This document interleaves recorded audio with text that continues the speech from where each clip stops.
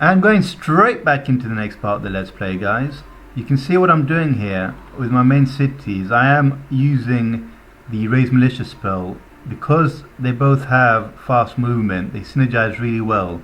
Okay, and remember they inflict bleeding wounds and they take advantage of bleeding wounds. So it's a good little combination to send up against your enemies, especially if you're going up against a wall. Right, I am in fact going to commit to being neutral now. Right, this is quite a big decision. If I cast that spell on a city, it means my leaders and my heroes need to stay neutral. Well, they become dedicated to neutral. Actually, before we fight that, what is my current alignment? 50, declared war. Okay, so I'm hovering on the good, so we can use a bit of a hit. Yes, thank you. That's going to be an interesting fight, and we won't fight that one just yet. Plus, we don't really need that. Mana. Okay. So he's taking a bit of a bruising, and she's scouting out. He can't really fight anyone at the moment usefully. So we can hope that they're going to give us a gift soon. Or once this stack of 6 is done, I will send them here to clear this stuff out here and expand the borders here to include that, which will get me the extra 10, bring up to 56. And you know what, I don't even need it, they're already on there. But that was the original plan. Okay, and send this down to there.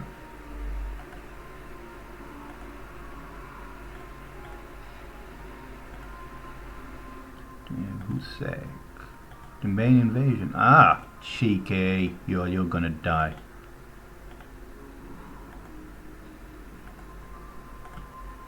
So you look at that auto combat, guys. They are taking them. You know, they do take a little bit of a battering.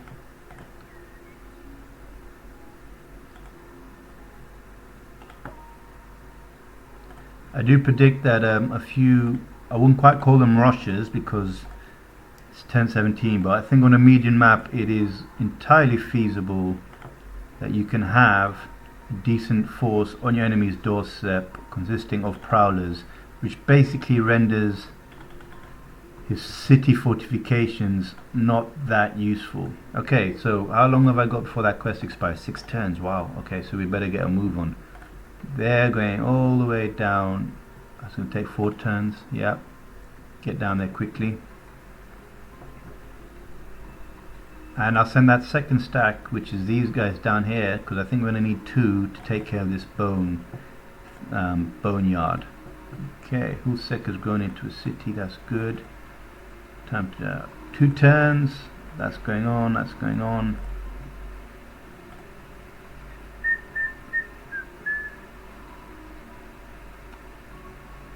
Now it is tempting to sort of decide, right? Okay, I'm now going to go for.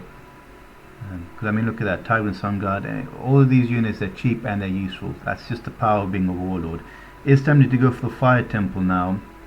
But I don't. Does Training Regimen work on irregulars? Yes, it does. Okay. Yeah, so I'll get cheaper Sphinxes, which is nice, but I don't know if I need them just yet. But it would be an interesting thing. And basically, I want to get some replacements for my poor battered guy over here. So what I'm going to do is I'm going to do that, produce those 2, send them up there. Hopefully by that point these guys will be part of my group, which means I can look forward to expanding that. And then what I'll do then is I'll then go straight up the chain 4 turns and get monster hunters, slap down the monster hunter building there, and focus on halfling monster hunters because I just like them.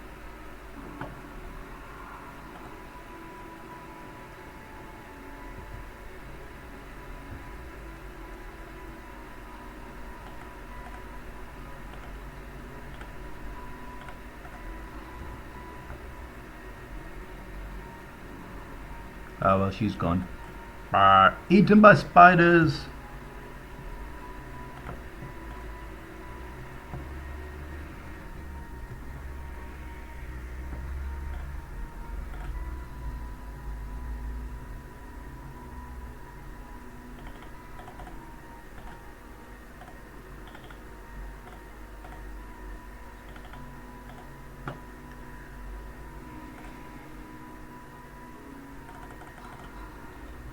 Now the reason I'm trying to get a few of these is because I anticipate, one, casualties either here or here. Secondly, going for an all melee, all physical approach has its own risks. And thirdly, if I go up against a Grey Guard, he's going to have a field day with me, assuming he has Cardinal Culling. Okay, there, if they get to gold, they don't need cheaters anymore. Nice. This is stats at gold. That's pretty useful. Wow, 17 damage. Stone Bulk, I'm going to ignore you because you're just too far away and I'm not committing resources to take that out. Plus you're giants, you should be able to deal with these things yourselves.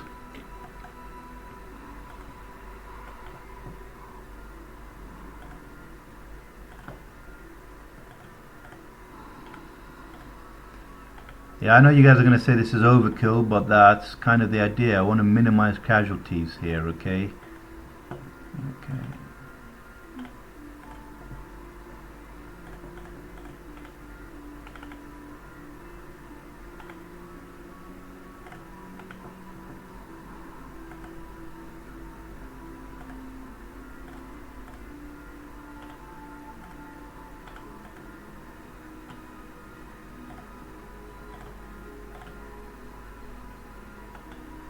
So you'll notice I'm going for a slightly more economic based approach here. The idea being that, you know, yes, experience is always nice, but I don't know if it's worth sending them there, if it's worth the risk, right? So that's going to go there and speed on ahead.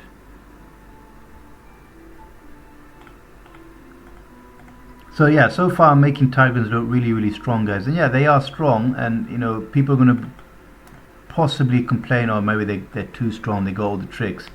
But the thing to remember is that they don't get any healing, and their defense is generally all round low, and their resistance is not good. Okay, and you know, for example, there he only gets one extra resistance between there and gold. The resistance is not good. So against anything that's not, I mean, what have they got defenses against? They got spirit protection, and that's it. So I mean, fire is a very common element. Fire and blight. Anything, guys, that is not spirit is going to hurt them. Against that resistance, it's going to have more of an effect than it would against orcs. And we all know just what orcs are like. Okay, protection for Husek. We got the money? Yes, we do. Let's do it, guys. Let's go for the Sphinx. So we're going straight up the chain. How much does a Sphinx cost? Okay, so it's 170, and you've got to take away 20% of that, which is 1734. So 34, 70 minus 34 is 150. So 134. Okay, 134 divided by 72. Yeah, it should. Unless I've got something very wrong, that should be 2 turn Sphinxes. Okay, now let's have a look at my my governance. I'm still a little bit further away from it. Okay, what would be a nice little tip, possibly something worth suggesting, guys, to Triumph, is to tell you how many turns until your next one, because there's people like me who are not necessarily that good at maths. I'm getting 8 per turn, and I've got 55 left. What's 55 times 8 times 8? That's 7 turns. Okay, at 7 turns I need to pick whether I want more gold from observatories. Bearing in mind I don't have a single observatory just yet, but that provides an easy way I can just boost my economy. Observatory, which is something you really ideally you want to be getting anyway, because research is such a powerful thing in this game. Or I can have more utility with HurlNet. Okay, so that means what? HurlNet, how does HurlNet work? I'm sure you guys have seen this anyway, but it's basically, it's throw net, but it's ranged. Okay, short range, so it's like 3-4 hexes, and it's got 11, and it just it basically means the hunters not the hunters, why am I calling them hunters? The cheaters can throw stuff at you and then kill you if they want to. Pretty nice. Okay.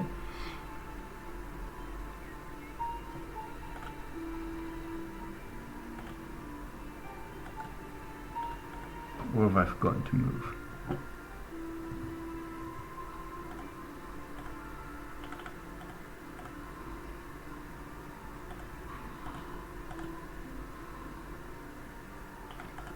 I might take that out just for the sake of taking it out.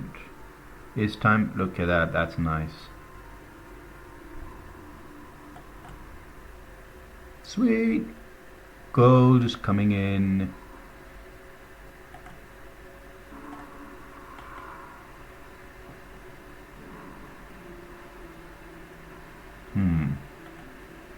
Yeah, I thought we'd take some losses. I didn't think we'd take that many losses, but I knew we'd take some losses.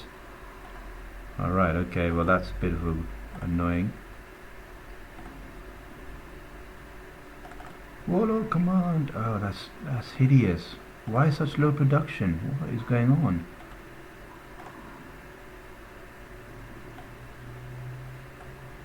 Okay, so my great plan is stalled up there a little bit.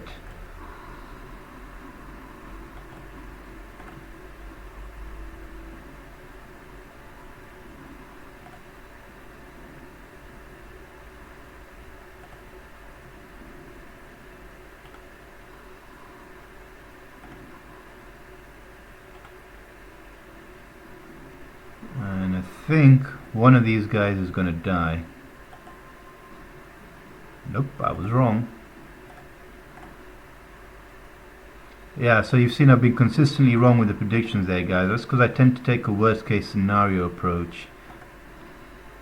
Okay, carrion birds, they're not that great. In numbers, they can be good. And this guy... That's interesting. Right, produce berserker. Okay, just in time.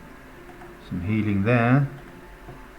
No healing there, some healing. So that's going to stack along with that. So basically, these guys should all be healed up next turn, which is what I'm interested in.